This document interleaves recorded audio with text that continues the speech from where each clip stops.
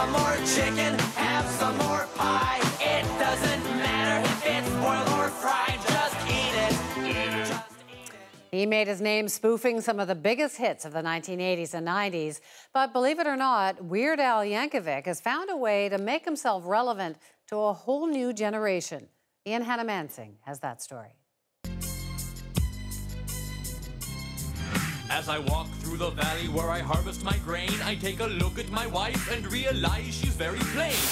Have a banana, have a whole bunch. It doesn't matter what you had for lunch, just eat it, eat it. Because I'm taking. I would love to eat a funeral cake, selfies with the deceased. From pop music parodies I'm so handy, you already know. to promotional visionaries.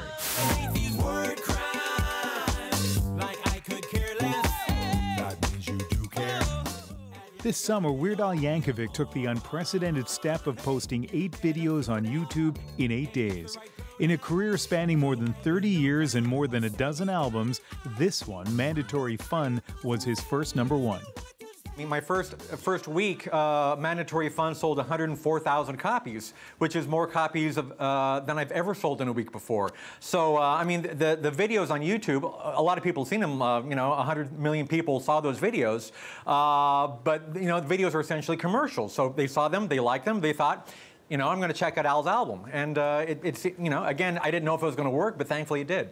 If recording artists ever needed new strategies, it's now. 20 years ago, you'd hear a song on the radio and head to the store. And here in Vancouver, that usually meant a trip here. But the 2 biggest stores, A&B Sound and Sam the Record Man, both long gone.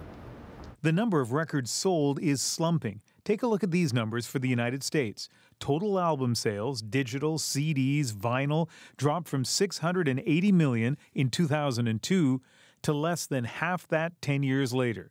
The internet is both helping and hurting artists. Yeah, there are lots of ways to get music for free, but there are also lots of ways to get people's attention.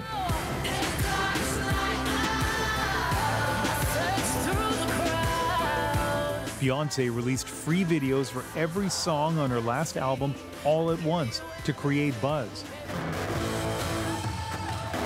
U2 helped launch Apple's latest iPhones, and their album was given for free to every iTunes customer. Watching closely are music executives like Chris Steffler. He says beyond great songs, his up-and-coming artists need some online magic. It's about just being creative and doing something that hasn't been done before, you know, visually. And then hiring a team of people that understand how YouTube works, how the internet works, how does monetizing work. Cue Weird Al, who on the business side is being treated like an overnight sensation.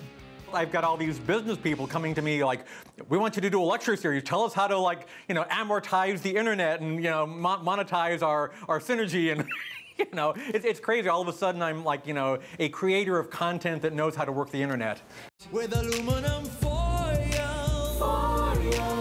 Music executives take note. This will probably be Weird Al's last album. The future for him, he says, will be releasing only individual songs and videos.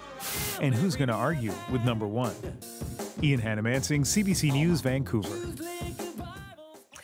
Well, they say imitation is the sincerest form of flattery, but there are some people who don't feel that way when it comes to Weird Al. Yoko Ono said no to his request to parody the Beatles' Free as a Bird with Gee, I'm a Nerd.